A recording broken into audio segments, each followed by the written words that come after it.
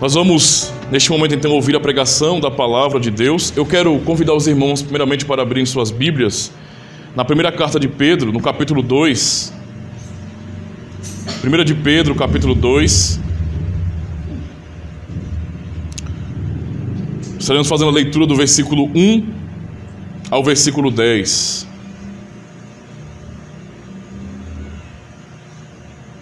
Primeira de Pedro, capítulo 2, do verso 1 ao 10. Amém? Diz assim a palavra do Senhor: despojando-vos de toda a maldade e dolo, de hipocrisias e invejas e de toda sorte de maledicências, desejai ardentemente, como crianças recém-nascidas, o genuíno leite espiritual, para que por ele vos seja dado crescimento para a salvação, se é que já tendes a experiência de que o Senhor é bondoso. Chegando-vos para ele a pedra que vive, rejeitada sim pelos homens, mas para com Deus eleita e preciosa.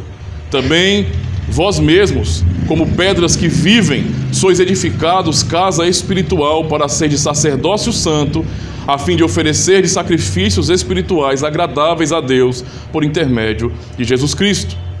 Pois isso está na Escritura: eis que ponho em Sião uma pedra angular, eleita e preciosa, e quem nela crer não será de modo algum envergonhado. Para vós outros, portanto, os que credes, é a preciosidade, mas para os descrentes, a pedra que os construtores rejeitaram, essa veio a ser a principal pedra angular, e pedra de tropeço e rocha de ofensa.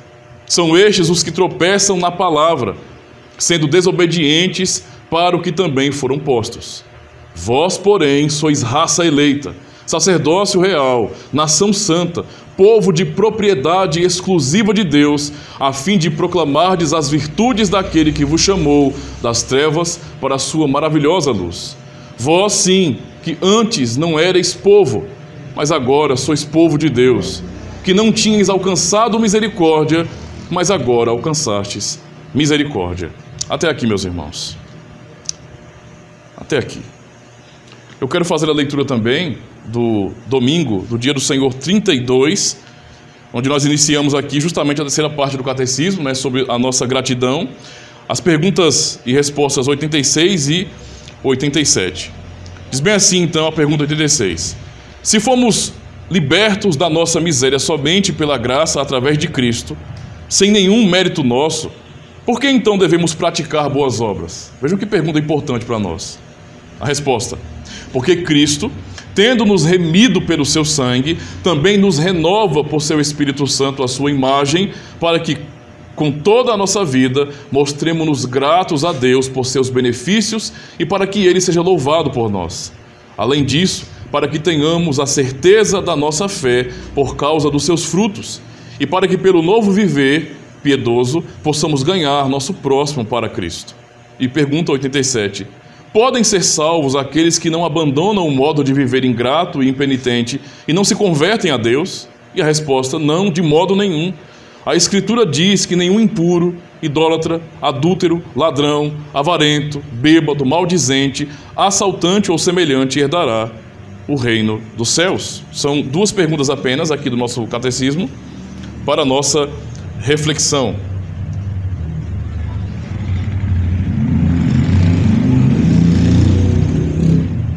Vamos então à reflexão na palavra de Deus, irmãos.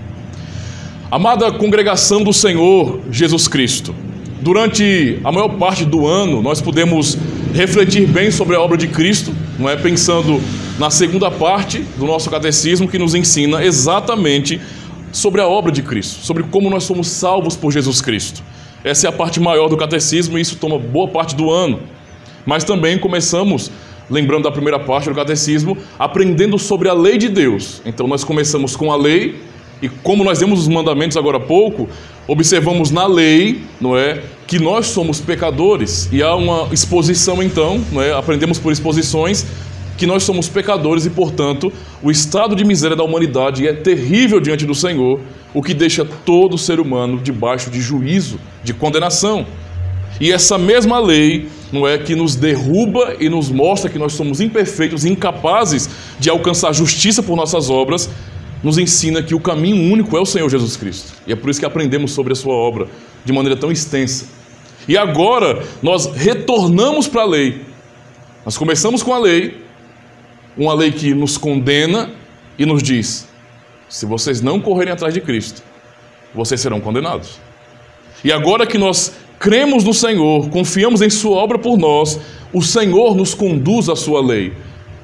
Lembrando os irmãos o que o próprio Senhor Jesus Cristo nos ensina em João capítulo 14, quando ele está discipulando, não é, os seus alunos, os seus servos, ele diz: aquele que tem os meus mandamentos e os guarda, esse é o que me ama. Entende? Então o próprio Senhor, ele conduz o seu povo aos mandamentos, não é? Para que venhamos entender os mandamentos não como uma lei de pacto para que venhamos obedecer e alcançar justiça, mas na verdade como uma maneira de viver a vida que Cristo nos deu, não é? Os princípios que regem a vida cristã estão todos na lei de Deus, são a própria lei de Deus. Por isso, hoje damos início a essa terceira parte, essa última parte do catecismo, onde aprenderemos sobre a nossa gratidão a Deus. Como é que nós devemos ser gratos ao Senhor? E talvez alguns possam perguntar bem assim: ora, por que é que nós temos que aprender, sermos ensinados sobre a gratidão? A gratidão não deveria ser algo simplesmente espontâneo, por exemplo? Não é? Não seria mais lógico se a gratidão fosse espontânea, dependendo de cada pessoa, de cada indivíduo? Cada um de nós então deve, não é, de maneira pessoal, ser grato a Deus ou não? Porque o Senhor nos ordena ou nos ensina a gratidão? Isso realmente é uma pergunta importante para nós, irmãos. Isso nos mostra, primeiro, que nós somos imperfeitos. E por sermos imperfeitos, Deus, conhecendo nossa natureza, Ele sabe que nós não podemos ser entregues à nossa própria consciência. É como você pensar nos filhos, por exemplo. Os pais não podem esperar que os filhos, por consciência própria, eles venham simplesmente andar direitinho. Eles primeiro têm que ensinar princípios, não é? Ensinar como que as coisas funcionam, ensinar o que é certo e o que é errado, e a partir da maturidade dos filhos é que vamos poder perceber esse crescimento. Mas antes disso aí, eles precisam ser ensinados, eles precisam de regras, é necessário isso. Toda a existência funciona assim, por meio dessas leis. A sociedade é regida assim, por meio de leis. Nossa vida pessoal é exatamente assim. Então, uma pessoa pode pensar bem assim: olha, não, mas eu acho que tem que ser mais espontâneo, cada um tem seu próprio coração, essa questão de você buscar a Deus, de fazer o que é certo. É justamente porque as coisas não são assim de verdade que existem leis para punir pessoas que cometem crimes. Tenta imaginar, vamos procurar uma sociedade que as pessoas sejam realmente boas e espontâneas. Isso é uma verdadeira utopia. Aqui é impossível isso. Então é necessário sim que haja uma limitação, não é? Hajam, na verdade, cercas, muros que nos impeçam de fazer muitas coisas. Porque se deixarmos, na verdade, o mundo viver de maneira tão livre assim, para dizer assim, façam o que vocês quiserem e esperamos a boa consciência de vocês, o mundo fica muito pior do que já é, em muitos aspectos, não é? Então, se em uma família, um núcleo bem inicial, não há, por exemplo, regras, princípios, certamente as crianças não vão aprender como viver. Veja a necessidade disso. Pois bem, nós não somos muito diferentes como cristãos. Porque tal como qualquer pessoa lá fora, nós somos imperfeitos.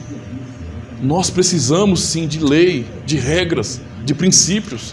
E é justamente nessa questão da nossa adoração a Deus, do serviço ao Senhor, que nós somos exortados em como devemos adorá-lo. Nós somos exortados em como servir a Deus de todo o nosso coração. Alguém poderia pensar: não, quando eu olho para Jesus Cristo, eu vejo espontaneidade. Cristo nos diz: ame a Deus. Ele não está dizendo para nós, tenha um Deus só, não faça imagem de escultura, nem adore a Deus como você quer, mas como Ele ordenou. Não tome o nome do Senhor Deus em vão, e nem tampouco desonre o seu dia. Ora, Ele não está dizendo isso para nós. Ele está dizendo: ame ao Senhor teu Deus de todo o seu coração, de toda a sua alma, de todo o teu entendimento. E o que significa? Como nós vamos amar a Deus de todo o nosso coração, se não pela obediência aos seus mandamentos? Ele diz: aquele que tem os mandamentos e os guarda, esse é o que me ama. E se alguém me amar, serei amado do meu Pai, e eu me manifestarei a Ele. Entende? Então essas verdades, esses princípios nos mostram que o Senhor Jesus, Ele não separa a obediência daquilo que é espontâneo. Algumas pessoas têm dificuldade de entender que não é, o espontâneo, a vontade de fazer sincera, não está apartada da obediência a Deus. Nós temos exemplos disso, não é, na Escritura. Por exemplo, observando a atitude de Nadab e Abiú ou de Saul, não é? Deus rejeitou o que eles fizeram. Rejeitou, por exemplo, a oferta de Saul, rejeitou o que Nadab e Abiú fizeram no templo e os matou ali, diante dos outros sacerdotes. O Senhor fez isso, por quê? Porque eles desobedeceram o que Deus tinha ordenado. Ao mesmo tempo, nós temos os profetas do Senhor denunciando o pecado do povo de falta de sinceridade. Então, as duas verdades, elas caminham juntas na vida do povo de Deus. Não pode haver separação. Se alguém tem alguma dificuldade, por exemplo, com a questão da espontaneidade, de fazer a vontade do Senhor, não é? E não querer se sentir, por exemplo, na obrigação de fazer, eu quero fazer por mim mesmo, eu não quero que ninguém mande, que ninguém diga como que é. Não é assim que funciona na Escritura. O Senhor nos ordena amar a Ele de todo o nosso coração. Isso é mandamento. Ou seja, tem que ser algo espontâneo, sincero, verdadeiro, que Ele mandou. É assim que funciona na Escritura. E isso é muito importante para nós, para fazer essa reflexão do porquê que nós precisamos fazer boas obras. Qual a razão, qual o propósito das boas obras para nós cristãos? Uma vez que nós pregamos, não é, o tempo todo, que a salvação é pela graça, é pela misericórdia de Deus, que nada tem a ver com o que nós fazemos, que nós não alcançamos justiça por obediência aos mandamentos, mas só pela fé em Jesus Cristo. Então, qual é a função das boas obras? Qual é o propósito das boas obras em nossa vida como cristãos? É justamente sobre isso que iremos refletir. Eu podia ter usado vários outros textos da palavra de Deus, mas eu quis usar esse texto de Pedro, porque ele é muito enfático em ensinar, não só nesse capítulo apenas, mas nos demais capítulos, sobre a procedência dos cristãos do mundo. Como os cristãos, como os filhos do Senhor, devem lidar com o mundo ao seu redor. Pedro, ele ensina isso. Como lidar com a sociedade, como interagir com o mundo, não é? E, para resumir o ensino de Pedro, não é? Nós podemos dizer que o que ele está ensinando é que os cristãos devem ser santos. Por quê? Porque o nosso Deus é santo. É o que ele vai falar no capítulo 1 aqui. Porque o nosso Deus é santo. E aqui, quando ele fala que nós somos santos, ele vai explicar isso, justamente dizendo, não é, que nós agora temos uma nova maneira de viver. Que nós somos um povo que foi um dia participante das trevas, pessoas que participavam das trevas, mas que fomos, não por nossa própria conta. Nós não encontramos um armário que leva para Nárnia. Nós não encontramos um caminho que nos conduz a Deus. Deus é quem nos levou, entende? Esse é o ponto. Então Pedro vai dizer que Deus nos transportou das trevas para a luz. Ele fez isso com a nossa vida. E essa é a razão do porquê nós somos cristãos hoje. Então a primeira coisa que eu quero observar aqui nesse texto é justamente, irmãos, o testemunho da graça em nosso coração. Dando ênfase, por exemplo, ao versículo 3, quando Pedro diz bem assim: se é que já tendes a experiência de que o Senhor é bondoso, não é? Então eu vou ler o verso 1 agora para os irmãos entenderem a ênfase. Despojando-vos, portanto, de toda a maldade e dolo, de hipocrisias e invejas e de toda sorte de maledicências, desejai ardentemente, como crianças recém-nascidas, o genuíno leite espiritual, para que por ele vos seja dado o crescimento para a salvação. E então é que ele vai dizer: se é que tendes a experiência de que o Senhor é bondoso. Depois de Pedro ensinar no capítulo 1 e aqui sobre a santidade da vida da igreja, sobre a nossa vida neste mundo em serviço ao Senhor, ele começa a falar que há um testemunho em nosso coração. Entende? Pedro tem um pressuposto aqui, como Paulo tem em Romanos 8, por exemplo. Não é? Paulo vai dizer: se alguém não tem o Espírito de Cristo, esse tal não é dele. Então, quando a verdade do Evangelho é anunciada, é pregada, o que acontece é que esse testemunho estará no coração daqueles que realmente creem no Senhor. Então, quem realmente crê em Cristo, confia nele de todo o coração, sabe quem é, tem uma identidade no Senhor, sabe como deve viver. Então, tudo o que é dito acerca dos mandamentos do Senhor faz sentido. se encaixa perfeitamente na nossa vida, porque nós podemos perceber por esse testemunho que é assim que o Senhor quer que nós venhamos viver neste mundo. Então, primeiro é o testemunho. Pedro fala, se é que vocês têm a experiência de que o Senhor é bondoso. E aí vem a pergunta para a nossa reflexão, irmãos. Temos a experiência de que o Senhor é bondoso? Nós podemos provar da graça de Deus?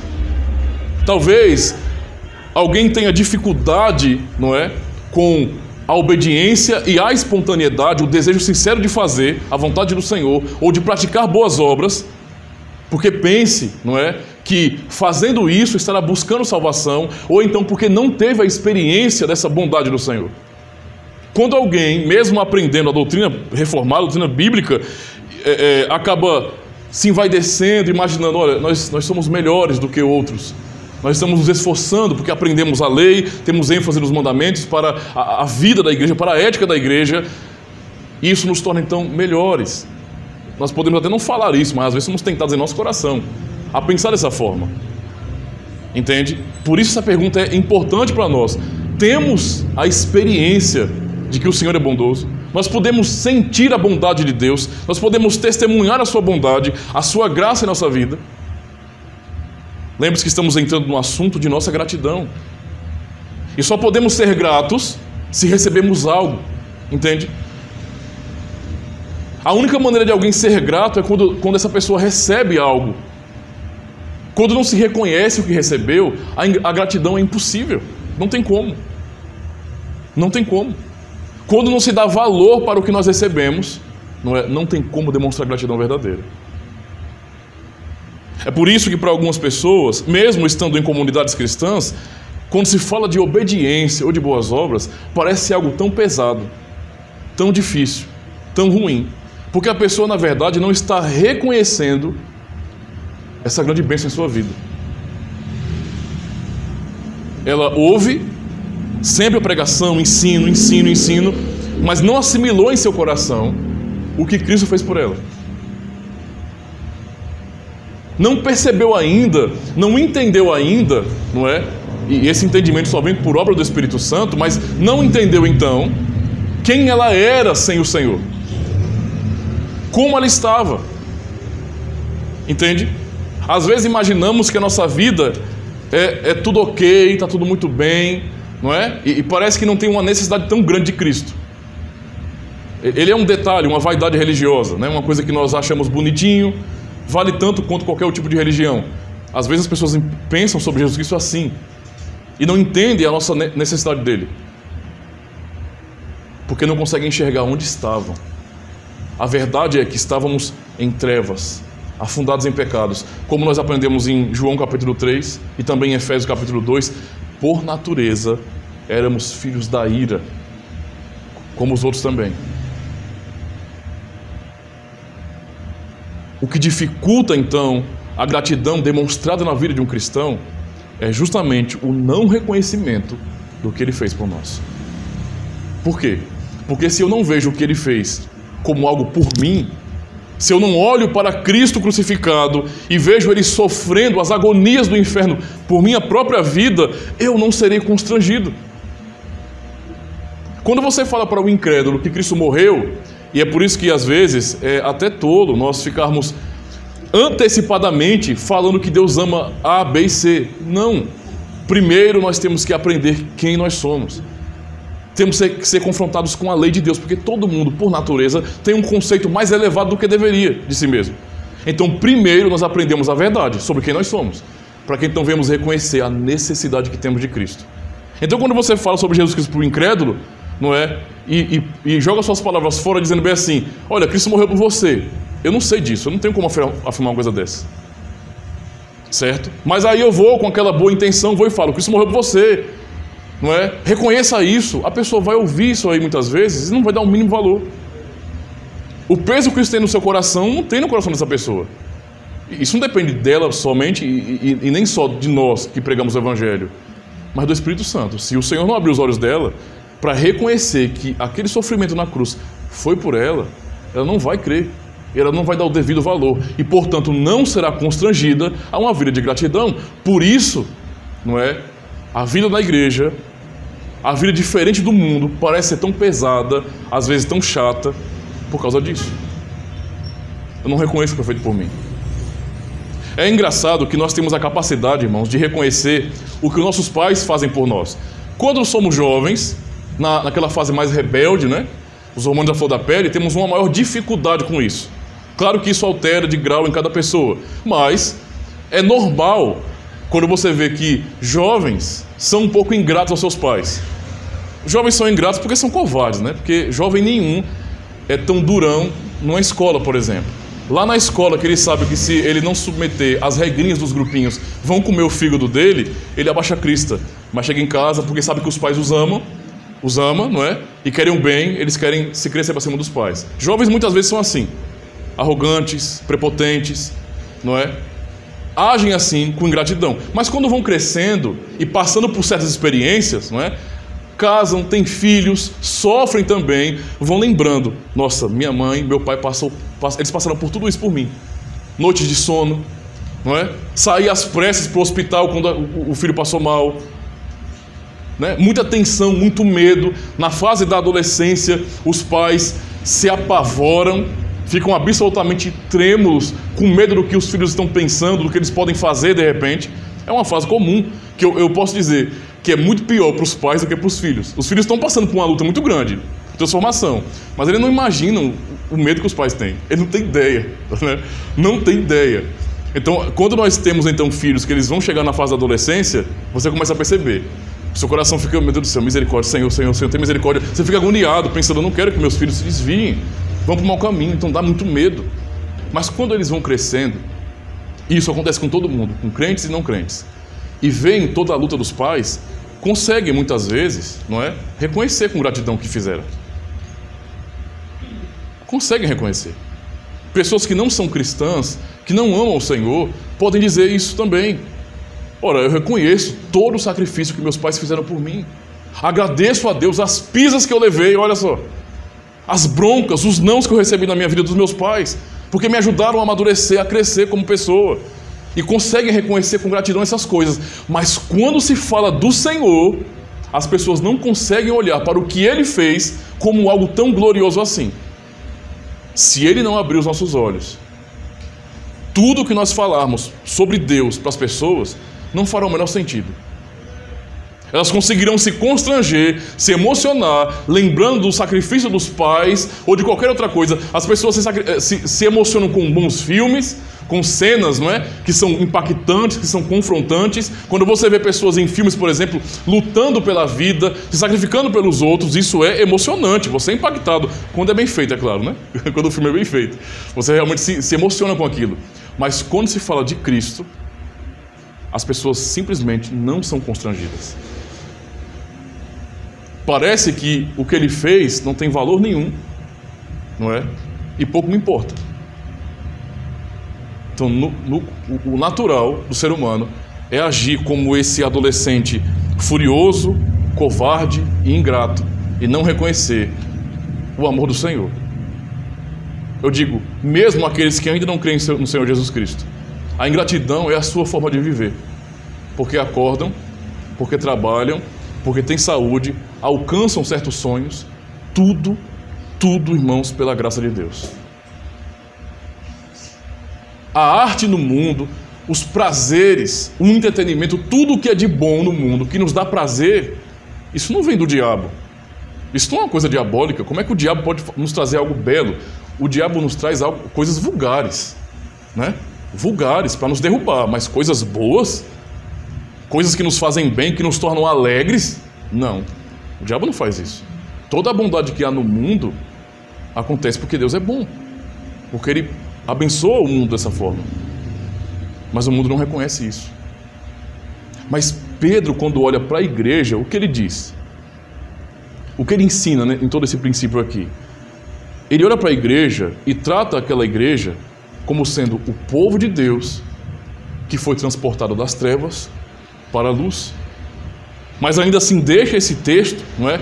Se é que vocês têm a experiência de que o Senhor é bondoso. E aí é uma reflexão pessoal para nós. Nós podemos ter esse testemunho no nosso coração. Nós sabemos não só porque está sendo repetido, mas porque realmente entendemos e temos a experiência de que o Senhor é bom, eu posso olhar para o sofrimento do nosso Senhor Jesus Cristo e reconhecer que aquilo foi por minha própria vida e ser constrangido por isso, e reconhecer que isso é a bondade do Senhor. Deus, não é? O que eu fiz de bom para merecer que o teu filho subisse em uma cruz por mim? Será que eu consegui constranger a Deus com o meu sacrifício, com a minha fé prevista, com o meu esforço? Não, eu não fiz nada. Eu nem sabia quem ele era, ou então criado em um contexto cristão, eu ouvia falar, mas eu não me importava. Eu não ligava para nada sobre Jesus Cristo. Na verdade, nada sobre ele me interessava. Eu gostava muito mais de coisas comuns do mundo, não é? Que tem o seu lugar apropriado, mas quando eu comparava isso com Jesus Cristo, todo o resto me empolgava muito, mas ele não. Então eu conseguia chorar com tudo o que era apresentado de belo no mundo, mas ao pensar no Senhor Jesus Cristo, eu o via como uma coisa qualquer. Tanto faz como tanto fez. É nessa hora, irmãos, que tem que pesar em nosso coração uma coisa. Veja, temos prazer com boas músicas, músicas não cristãs, eu digo, né? Músicas não cristãs, que são muito bem feitas, que são boas, e que jamais atribuirei ao diabo nada que é bom, como eu já tinha falado. Mas quando eu ouço as músicas que têm uma finalidade de me dar prazer, são entretenimento para mim, são coisas boas que Deus permite nesse mundo para nós. Mas quando eu olho para músicas cristãs, fiéis, que me ensinam sobre o amor de Deus, como é que eu posso me empolgar tanto com coisas lá de fora, o que não tem problema, mas, ao mesmo tempo, não me constranger quando eu ouço falar do nosso Deus, do seu amor, em músicas cristãs? Veja, nós não temos que proibir ninguém de ouvir músicas seculares, isso é desnecessário. Não tem que criar mais 10 mandamentos, já tem 10, para que criar mais 10 ou 20 mandamentos? Não tem para que isso, certo? Porém, às vezes esses detalhes em nosso coração, de como nós lidamos com isso, ou aproveitamos essas coisas, podem revelar, irmãos, que talvez esse testemunho não esteja em nós, que talvez eu não tenha ainda tido a experiência de que o Senhor é bom, de que o Senhor é bom.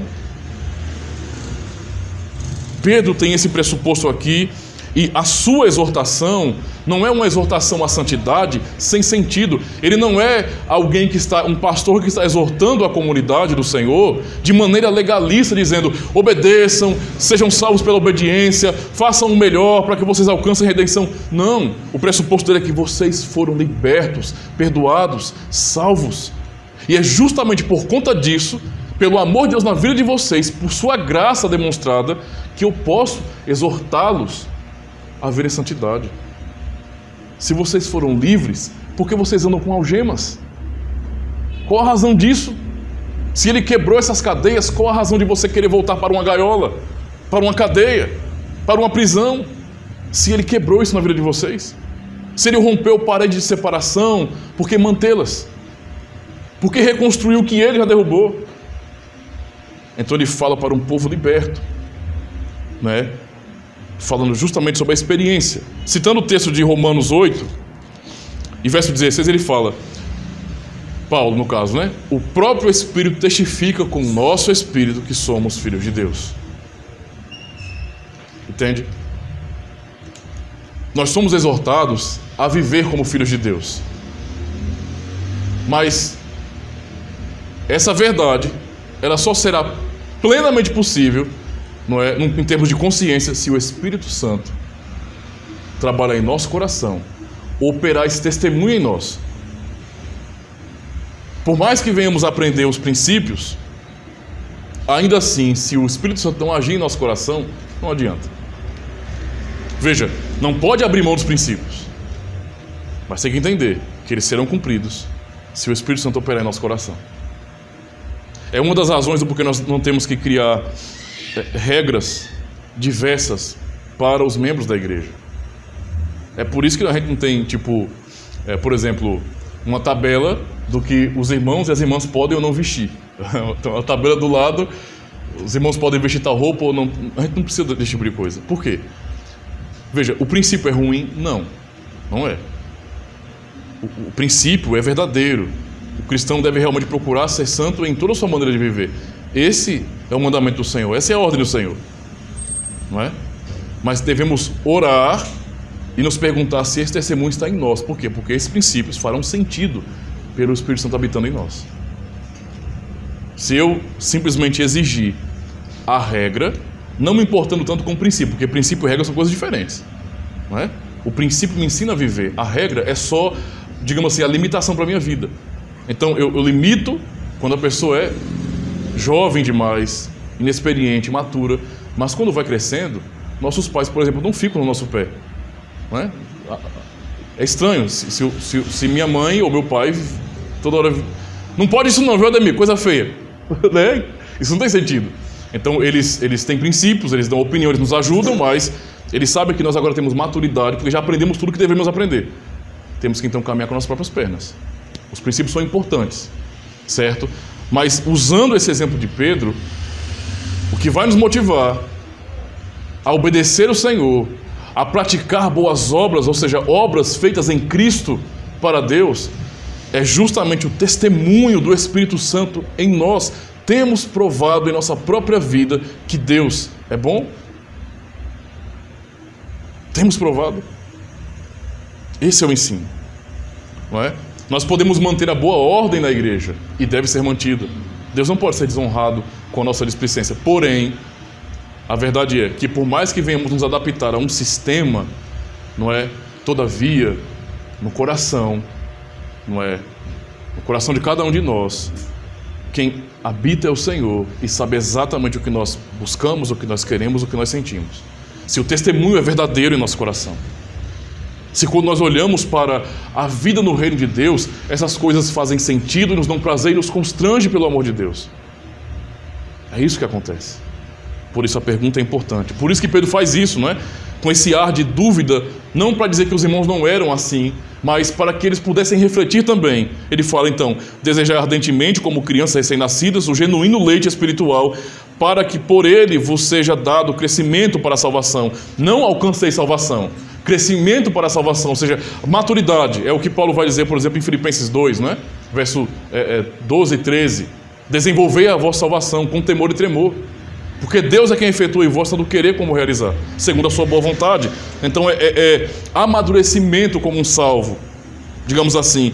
Então no verso 3, se é, ou seja, isso será real, esse amadurecimento, esse amor sincero, se é que já tendes a experiência de que o Senhor é bondoso. Guardem isso no coração de vocês, irmãos. Continuando então o texto, ele fala, chegando-vos para ele a pedra que vive, rejeitada sim pelos homens, mas para com Deus eleita e preciosa. Também vós mesmos, como pedras que vivem, sois edificados casa espiritual para ser de sacerdócio santo, a fim de oferecer sacrifícios espirituais agradáveis a Deus por intermédio de Jesus Cristo. É um ensino que está em Hebreus, por exemplo, né? Hebreus nos ensina, por meio de Jesus, ofereçamos a Deus sacrifício agradável, né? Que é fruto de lábios que confessam o seu nome. É o mesmo ensino aqui. O ponto de Pedro aqui é ensinar para os irmãos, para a igreja, que pelo testemunho em nosso coração, porque provamos que Deus é bom, ou reconhecemos que Ele sim nos transportou das trevas para a sua maravilhosa luz, não é? Para a salvação, podemos então, por conta disso, olhar para Cristo e não vê-lo como uma pedra de tropeço para nós, e não nos escandalizarmos com Jesus Cristo. Se escandalizar com Cristo não é simplesmente dizer bem assim, eu é que não quero saber de ser cristão, não é? Ou então, eu não aceito o que Ele fez na cruz, aquilo não tem sentido. Eu não aceito que Ele ressuscitou, eu não aceito que Ele morreu por alguém. Isso é um tipo de escandalização, né, de escândalo, muito claro, muito gritante. Mas nós nos escandalizamos com Cristo quando simplesmente rejeitamos a sua vontade. Quando nós falamos para o Senhor, por exemplo, no contexto dos evangelhos, onde Cristo está ali rodeado de pessoas, e pessoas dizem, Ele nem chama, pessoas oferecem, Senhor, né, eu irei contigo para onde quer que o Senhor fores. Não importa onde eu vou. E a resposta de Cristo, as raposas têm covis, né? As árvores dos céus têm seus ninhos, mas o Filho do Homem não tem onde reclinar a cabeça. Murchou. Foi o que aconteceu, né? Foi assim? Aí ele vai e aponta para outro. Você vem e me segue? Ele, eita, é que eu tenho que sepultar meu pai primeiro. Então, tipo assim, deixa eu resolver minhas coisas, a minha vida, o que me importa. Aí depois, quando eu tiver ganho a minha vida, resolvido meus problemas, aí eu penso em servir ao Senhor. Agora não. Agora não. Eu tenho muito. E se eu for ser um servo do Senhor, eu vou perder muito da minha vida. Né? Então, deixa eu ficar resolvendo meus problemas primeiro. Cristo vem depois. Né? Talvez não dê tempo, né, irmão? Esse que é o problema. A resposta de Cristo é: deixa os mortos sepultarem os seus mortos. Vem e me segue.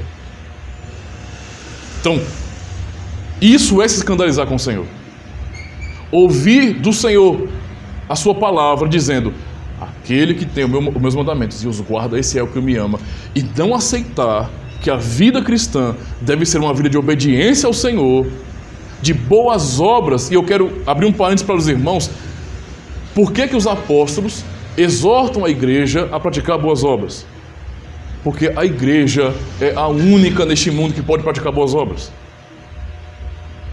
Lembre-se do texto aqui. O que ele está falando? No verso 5, o que ele diz: também vós mesmos, como pedras que vivem, sois edificados casa espiritual para ser de sacerdócio santo, a fim de oferecer de sacrifícios espirituais agradáveis a Deus por intermédio de Jesus Cristo. Ou seja, o que eu posso extrair desse texto como princípio? Que somente membros do corpo de Cristo podem fazer boas obras. Somente membros do corpo de Cristo, ou seja, seu povo, pode o adorar. E os sacrifícios que o povo de Deus oferecem são sacrifícios agradáveis a Deus. Agora, tenta imaginar isso, irmãos. Fora de Cristo, tudo que nós fazemos não passa de trapo de imundícia. Eu sei que às vezes você já ouviu, talvez até eu pregando, não sei, mas a pessoa às vezes pensa, né, que quando se fala que as nossas obras são diante do Senhor trapo de imundícia, como Isaías 64 nos ensina, estamos referindo isso à igreja. Não é a igreja. É uma consciência que cada um deve ter, se entendendo como pecador diante do Senhor.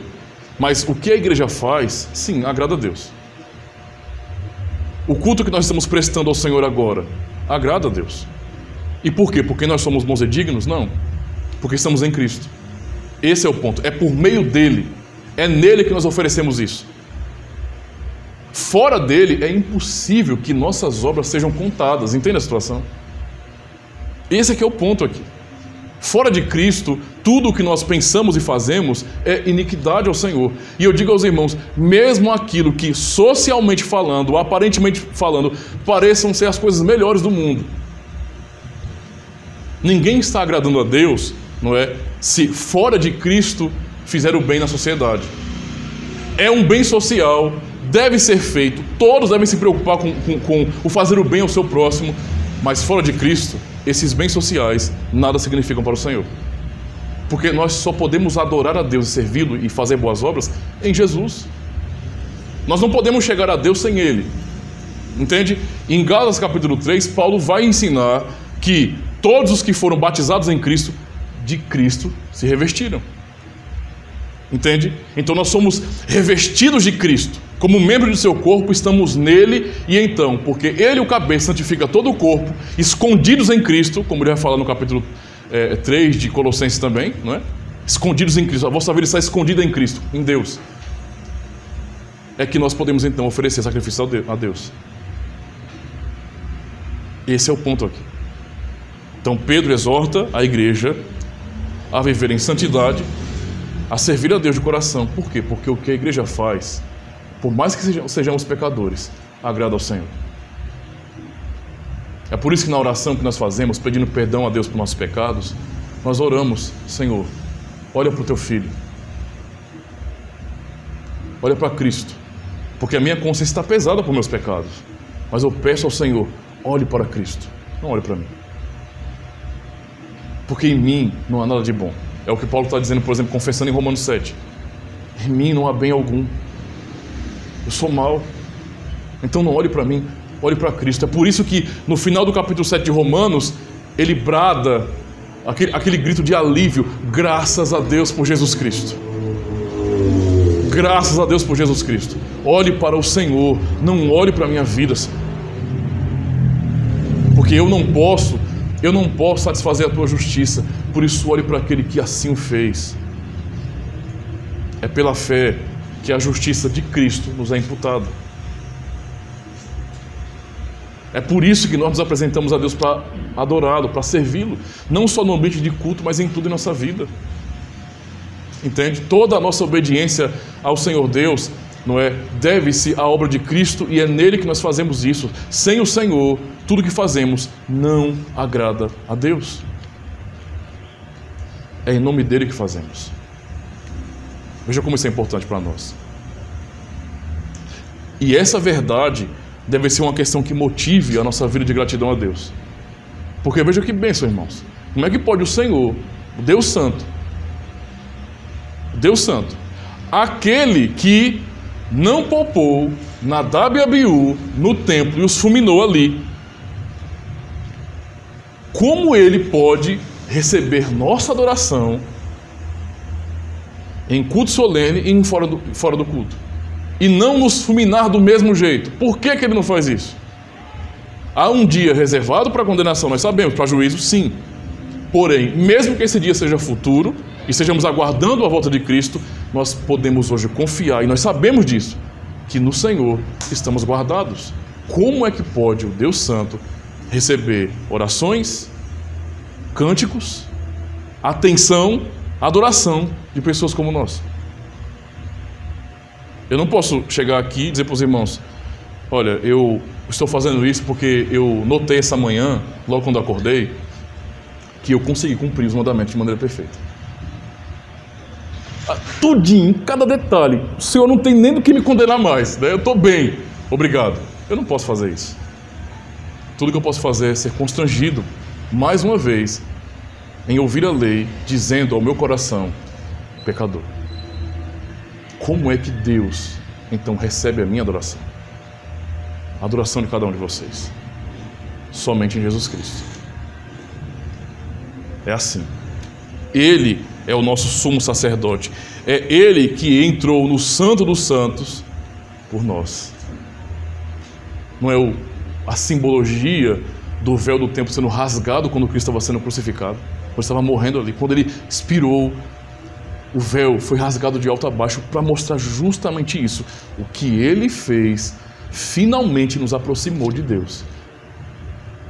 Quebrou as barreiras, não há mais impedimento. Nós agora saímos, não só dos átrios, pensando na figura do templo, mas nós estávamos muito além dos átrios. Nós nem no templo estávamos, somos gentios. E o Senhor quebrou tudo isso e agora falou: vocês gentios são meus. Venham brasileiros, venham africanos, venham coreanos, venham chineses, venham todos vocês. Agora vocês podem entrar pela fé em Jesus Cristo. Foi o que Ele fez por nós. Então isso nos exorta e nos anima também, irmãos, a olhar para a vida cristã e reconhecer que sim, a motivação para as boas obras, para a obediência, deve ser a gratidão por essa verdade, pelo que Ele fez por nós. Eu quero passar então justamente para essa parte do verso 9 a 10, quando Pedro diz bem assim, verso 9 e 10: vós, porém, sois raça eleita. Porque, só para poder lembrar aqui, né, do verso 6 até o 8, ele está falando sobre essa questão do escândalo, não é? De que a pedra que os construtores rejeitaram, o que nós já aprendemos aqui. Então no verso 9 ele fala bem assim: vós, porém, sois raça eleita, diferente desses que se escandalizaram, não é? Sois raça eleita, sacerdócio real, nação santa, povo de propriedade exclusiva de Deus, a fim de proclamardes as virtudes daquele que vos chamou das trevas para a sua maravilhosa luz. Vós sim, que antes não erais povo, mas agora sois povo de Deus, que não tinhais alcançado misericórdia, mas agora alcançastes misericórdia. O que nós aprendemos aqui do Senhor, irmãos? Que há um propósito para o nosso chamado. Entendeu? O propósito do chamado cristão não é ter a carteirinha de membro da igreja. Eu sou membro da igreja reformada, eu sou membro da igreja. Não, nada a ver. O propósito da vida cristã, do chamado cristão, é justamente o quê? Proclamar as virtudes daquele que vos chamou das trevas para a sua maravilhosa luz. Como é que nós proclamamos as virtudes daquele que nos chamou, que nos tirou das trevas, que nos libertou do domínio da escravidão dos pecados, da condenação eterna? Vivendo de acordo com a sua vontade. É todo o ensino aqui. Por quê? Porque vocês são a geração eleita. Vocês são, não é, o sacerdócio real. Todos vocês agora, por meio de Cristo, foram feitos sacerdotes. Somente sacerdotes, segundo a lei, segundo o que Deus ordenou, podem oferecer sacrifícios a Deus.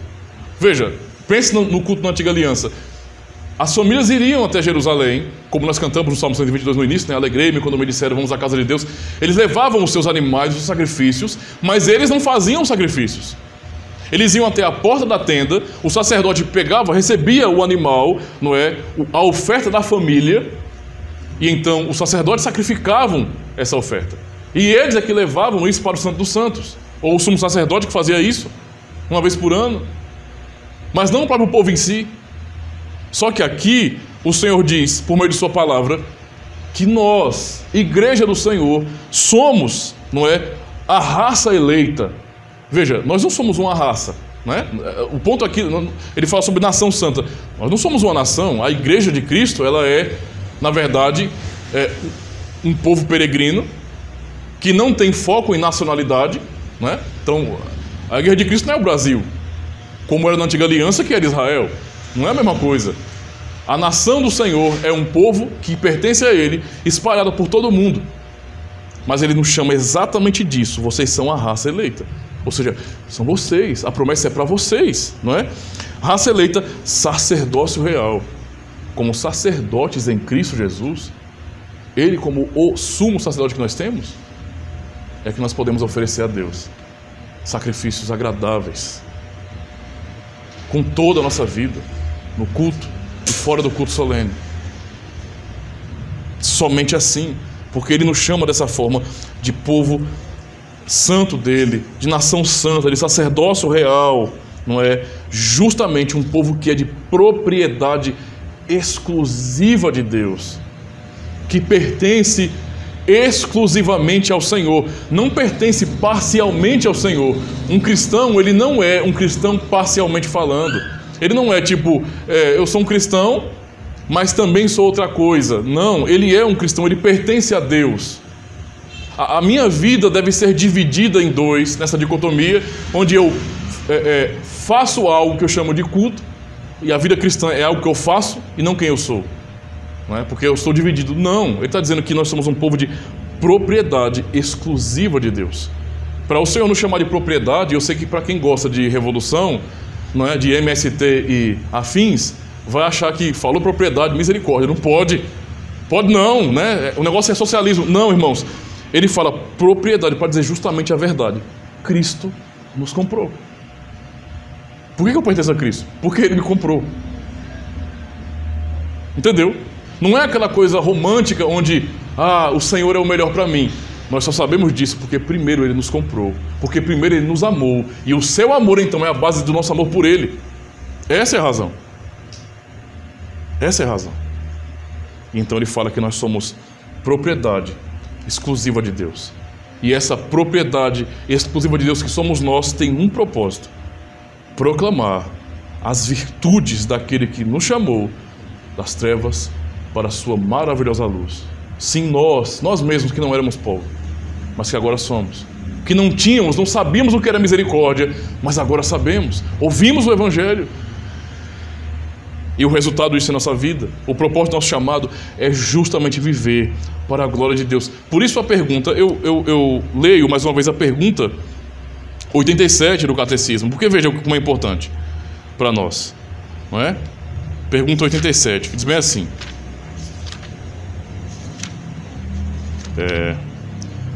observem, podem ser salvos aqueles que não abandonam o modo de viver ingrato e impenitente e não se convertem a Deus? Analisem o texto que Pedro está dizendo aqui, o que ele está ensinando, o que ele ensinou, que o Senhor nos ensina hoje, não é, nessa palavra. E essa pergunta: uma vez que nós temos um propósito muito bem definido, como um povo de propriedade exclusiva de Deus, fomos chamados, fomos transportados pelo próprio Deus das trevas, da condenação, da qual nós não podíamos sair por nós mesmos, e fomos por Ele transportados para a sua maravilhosa luz, por sua graça, para proclamar as virtudes dEle, para anunciar quem Ele é, para viver de acordo com sua vontade. Observando isso, olhem para essa pergunta, ouçam essa pergunta: podem ser salvos aqueles que não abandonam o modo de viver ingrato e impenitente e não se convertem a Deus? A resposta não é dura, ela é simplesmente verdadeira: não, de modo nenhum. Mas vocês pregam a graça de Deus, vocês dão ênfase à graça de Deus, tudo é graça.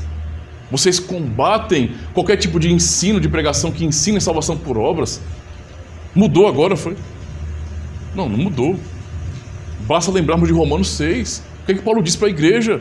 Irmãos, olha, pecaremos, mas, ou seja, viveremos no pecado, na desobediência, para que a graça seja ainda mais abundante. Paulo mesmo responde: de modo nenhum. Como poderemos viver para o pecado nós, o que para eles morremos? Para ele morremos. Ou seja, não tem sentido a nova vida em Cristo ser entregue à condenação da velha vida. Como é que pode? Antes eu não era filho de Deus, agora pela fé em Cristo eu sou. Como é que eu posso viver do mesmo jeito que eu vivia antes? Não tem sentido isso. Então a pergunta, ela é bem categórica, não é? Justamente para poder quebrar aquela ideia em nós de que, porque eu confesso com a minha boca que eu creio no Senhor, é a graça, as doutrinas da graça, os 5 pontos, esse tipo de coisa, eu falo sobre isso, mas a minha vida, ela é completamente oposta ao que eu estou confessando. A pergunta é justamente para quem pensa assim. Não é só para pessoas ímpias que estão legitimando o pecado, mas para pessoas que são culturalmente cristãs, que frequentam comunidades, mas elas não assumiram uma nova vida em Cristo. Ou seja, elas dizem que são do reino de Cristo, mas vivem como se estivessem no reino das trevas. A pergunta é justamente essa. Esses que são ingratos, penitentes, não é? Eles podem ser salvos se eles não se converterem a Deus? E isso não está ensinando que, não, então a verdade é que nós temos que obedecer para a salvação. Não. Está dizendo simplesmente o seguinte: que se vocês são realmente a raça eleita de Deus, o povo santo do Senhor, o sacerdócio real, se vocês pertencem a Ele como propriedade exclusiva, o comum na vida de vocês deve ser essa vida que Ele conquistou para vocês. A vida nova, a vida no reino, e não o contrário. Por isso a resposta é não, de modo nenhum. E então ele vai dizer: a Escritura diz que nenhum impuro, idólatra, adúltero, ladrão, avarento, bêbado, maldizente, assaltante ou semelhante herdará o reino dos céus. A Escritura não entra em contradição nisso, em canto nenhum. Essa é a verdade. Nós não podemos confiar apenas no que nós mesmos dizemos. Não pode haver uma desconexão da minha confissão, da doutrina que eu digo crer, da minha própria vida. Se eu sou realmente propriedade exclusiva de Deus, há um propósito muito bem definido para mim, e é por isso que eu, como cristão, tenho que ser exortado. É por isso que a gratidão, é exortada na igreja. Nós somos exortados a sermos gratos ao Senhor. Por quê? Porque por natureza, mesmo tendo o Espírito Santo de Deus habitando em nós, por natureza, por essa luta, interna que nós temos uma tendência a sermos ingratos. É natural isso. Já parou para pensar, às vezes nós faltamos ao culto, entende? E de repente ficamos planejando o que vamos dizer ao pastor, os oficiais da igreja. Mas raciocine comigo. Será que as razões que nós apresentamos, quando não tem a ver com doença, com impedimentos reais, porque acontecem, impedimentos reais, por que eu não fui? Nós queremos criar caminhos, explicações. Mas a verdade é que nós sabemos em nosso coração que estamos criando uma desculpa para não ir. E muitas coisas que acontecem na nossa vida é assim também. Veja por que nós precisamos receber do Senhor exortação. Vocês são meus filhos agora, vivam de acordo com essa filiação por meio de Cristo. Se eu tenho uma nova vida a vocês, como Paulo está dizendo aqui, como Pedro está dizendo aqui, se vocês têm a experiência na bondade do Senhor, de que Deus é bom, se há o testemunho no coração de vocês, então vivam de acordo com esse testemunho. Vivam assim. Sejam gratos a Deus, porque a maneira de viver pode demonstrar escândalo. Pode demonstrar que eu me escandalizo com Jesus Cristo. Por quê? Porque eu não quero parecer com Ele. Eu não quero parecer com Ele. Porque parecer com Cristo significa para mim dizer que eu tenho que aprender a tomar minha cruz todos os dias. E entender que tomar a cruz na vida cristã não é um dia só. Um dia eu tomei minha cruz e segui a Jesus Cristo. Não, de forma nenhuma. Você todos os dias tem que morrer. Logo, toda manhã, quando as misericórdias do Senhor se renovam sobre a sua vida, olhe para o lado, tem uma cruz ali. Ela não tem rodinha não, tem uma cruz que você tem que carregar todos os dias, em direção à sua própria morte, para que você possa assumir essa vida em Jesus Cristo. Essa é a gratidão que o Senhor espera de nós. É o que Ele ensina aos seus filhos. Não é? E a rejeição dessas verdades demonstra o quê? Escândalo. O que é que Pedro fala aqui ainda? Não é? Nesse texto, o ventilador deixar. Nesse texto aqui, de 1 de Pedro, peraí, viu? Ele fala, no verso 8, ele fala, e pedra de tropeço e rocha de ofensa. Ele continua dizendo, são estes os que tropeçam na palavra, sendo desobedientes para o que foram postos. São esses que tropeçam na palavra. De que forma? Sendo desobedientes. Ouvindo a palavra, mas não guardando no coração, não crendo de verdade e abraçando aquilo que a Escritura ensina. Eles ouvem a palavra, mas a verdade, a sua maneira de viver demonstra que eles estão tropeçando nessa palavra também. Entende? Olha que o que o Pedro está dizendo aqui é muito importante, irmãos, porque veja, Cristo é para aqueles que não o amam, para aqueles que não são de Deus. Quem não é do povo de Deus de verdade, Cristo é pedra de tropeço, é rocha de escândalo. Olhar para Jesus Cristo e ouvir, você tem que parecer com Ele, cristão, senão o seu nome de cristão não tem sentido. Se isso escandaliza alguém, essa pessoa está tropeçando na palavra e está se escandalizando com Cristo. Entendeu? Por mais que seja difícil a vida cristã, porque não é fácil carregar uma cruz, e a cruz não tem a ver com marido, com esposa, com emprego, com problema lá fora, não. A cruz é a nossa própria natureza má que quer pecar. Essa é a nossa cruz. Quando eu carrego uma cruz, não é para matar o meu cônjuge, matar meu irmão que pisou no meu calo. Não, é para matar a mim mesmo. Eu preciso me levar na cruz, eu preciso ir até a cruz. Conduzir essa cruz, fincá-la e então ali, subir naquela cruz e morrer com Cristo. Veja como é muito mais pessoal, muito mais para olharmos para a nossa própria vida e não para os nossos irmãos, ou para o próximo. Então, se há essa dificuldade, se para mim gratidão ensinada e exortada é um peso, isso é sinal de que eu estou me escandalizando com o Senhor Jesus Cristo e estou tropeçando em Sua palavra, pela desobediência. A gratidão, ela é exigida de nós, só que ela só será real se nós realmente reconhecermos que o que Ele fez foi por nós também. Foi por nós. Ora, não é o que o nosso catecismo ensina no domingo 7? Eu vou relembrar os irmãos do domingo 7. É uma pergunta realmente muito importante. Domingo 7, que diz bem assim, o que é a verdadeira fé? Observem, são 3 partes na resposta. Primeiro, a convicção em toda a palavra de Deus. Segundo, a convicção de que o que foi feito foi por mim também. E terceiro, o Espírito Santo que opera em mim. Então, observe. A verdadeira fé é a convicção com que aceito como verdade tudo aquilo que Deus revelou em Sua palavra. Pedro está dizendo, alguns tropeçam na palavra, se escandalizam com Cristo, desobedecem a palavra. Se eu estou me escandalizando e tropeçando na palavra, eu não estou crendo nela. A verdadeira fé, como aqui ensina, é a convicção com que aceito como verdade tudo o que Deus revelou em Sua palavra. Tudo. Até mesmo aquilo que eu não entendo. É Bíblia? É. Então eu creio. Posso explicar perfeitamente como funciona? Faço a menor ideia, mas eu creio. Me explique a ciência da Trindade. Olha, eu posso dizer uma coisa, e só. que a Escritura nos revela. Deus se revela em sua palavra dessa maneira.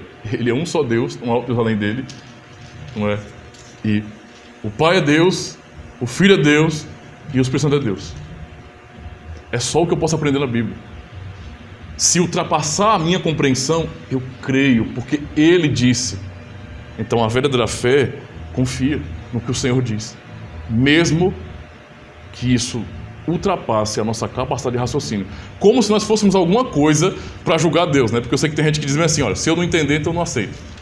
Problema, né? Mas a verdadeira fé é isso, entende? A segunda parte, a verdadeira fé também, não é? É a firme certeza de que Deus garantiu não só aos outros, ou seja, eu creio, a verdadeira fé me leva a entender isso, que Deus salvou um povo. Então há pessoas, muitas pessoas que o Senhor chamou, que o Senhor salvou de verdade. Mas eu creio pela verdadeira fé que não foi só os outros, mas também a mim. Eu faço parte disso, não é? Ou seja, que Ele garantiu não só aos outros, mas também a mim. O quê? Perdão de pecados, justiça eterna e salvação. Porque eu sou bom? Não, por pura graça e somente pelos méritos de Cristo. E pela verdadeira fé eu também sei que eu não tenho capacidade para tal. Eu jamais confiaria nisso, teria esperança assim, se o próprio Deus não operasse isso em mim. Então eu vou e confesso, o Espírito Santo opera essa fé no meu coração por meio do Evangelho, não é? A fé, então, é esse conteúdo, essa promessa, mas alguns tropeçam na palavra. Nós temos um propósito claro para sermos cristãos, e o objetivo é justamente uma vida de gratidão. Não pode ser anormal, estranho ouvirmos do Senhor, obedeça aos meus mandamentos. Não pode ser. O estranho é quando nós rejeitamos isso. Isso é que é estranho, porque isso é a vida no Evangelho. Ora, Cristo que demonstrou, por exemplo, em João capítulo 4 e João capítulo 6, o seu prazer por fazer a vontade de Deus, por obedecer os seus mandamentos, não é? Por seguir a vontade do Pai. Se Ele que é Deus demonstrou isso, que dirá eu, irmãos, como um pecador? E que Ele mesmo diz que quem me ama guarda os meus mandamentos. E a única maneira de sermos gratos a Deus, a única maneira de demonstrarmos amor a Deus é assim. Percebe? Amor ao Senhor, amor bíblico, não é uma frase vazia, não é uma palavra vazia, mas é vida. Gratidão não é simplesmente dizer muito obrigado. Não é isso não. É viver para aquele que nos libertou. Eu estava na escravidão, sendo tratado como lixo pelo mundo, como objeto. Cristo vem e me tira dessa situação de escravidão. Ele me compra, Ele compra o meu direito de liberdade. Aí eu vou dizer o que para Ele? Valeu, hein? Muito obrigado, Jesus. Oh, é nóis, né? Muito obrigado. Não. Ele me salvou, Ele me libertou, portanto eu viverei para Ele. Essa é a verdadeira liberdade. É a vida de gratidão. Uma pessoa que não consegue ser grata é uma pessoa escrava. Pessoas livres é que são gratas. Elas sabem o peso do que foi feito por elas, não é? E são constrangidas por isso. Eu quero concluir então o sermão dessa manhã dizendo aqui alguns princípios para os irmãos. Primeiro, que nós devemos, irmãos, nos esforçar para fazer boas obras. Aprendemos aqui o lugar das boas obras em nossa vida como cristãos. Porque como cristãos, por fé em Jesus Cristo, podemos fazê-lo. Que alegria! Entendam isso. Podemos entender que pecadores miseráveis como nós podemos fazer obras em Cristo e o Senhor recebê-las. É muito bom saber que quando nós cantamos ao Senhor, isso não é uma coisa inútil jogada fora. Ele recebe. Quando nós oramos ao Senhor, isso tem valor, irmãos. É uma bênção. Honra o seu nome. Quando nós paramos para ouvir a pregação do Evangelho com temor, com sinceridade, atentos ao que Deus está nos ensinando, Ele é honrado com isso. Honrado. O Senhor não seria honrado de forma nenhuma pelo maior presente dado pelo homem mais poderoso do mundo. Não, não seria. Se um grande líder político, se um grande líder religioso construísse um mega templo, não é? Construísse um templo com um formatozinho de igreja, com a torre na frente de maneira gigantesca, algo tão colossal que espantasse, se tornasse... quantas maravilhas tem no mundo mesmo, né, que se fala? 7, né? Pronto. A 8ª maravilha do mundo, né? A maior igreja do mundo, olha, misericórdia, superou tudo que Constantino construiu na história. Né? Vou dedicar isso aqui ao Senhor. Isso aqui é o templo sagrado dos cristãos em todo o mundo. Todo mundo pode ver aqui. Cabe todinha a igreja aqui dentro, né? Tão grande que é. Misericórdia. Né? Toda essa oferta com dinheiro, com ouro, com riqueza, não honraria em nada a Deus. Pelo contrário, o ofenderia. Mas pecadores como nós, por causa de Cristo. Eu digo mais, eu vou ser mais, vou simplificar ainda mais. Uma simples pessoa que nem sequer existe na sociedade, entenda. Não é ninguém que não sabe, às vezes, ler, que não teve boa escolaridade, que não sabe de nada. É uma pessoa simples, que crê no Senhor Jesus Cristo. Tal pessoa, ao dobrar seus joelhos para orar, tal pessoa quando canta ao Senhor, Deus é honrado com isso, por causa do nosso Senhor Jesus Cristo. Entenda a situação, que bênção que isso é.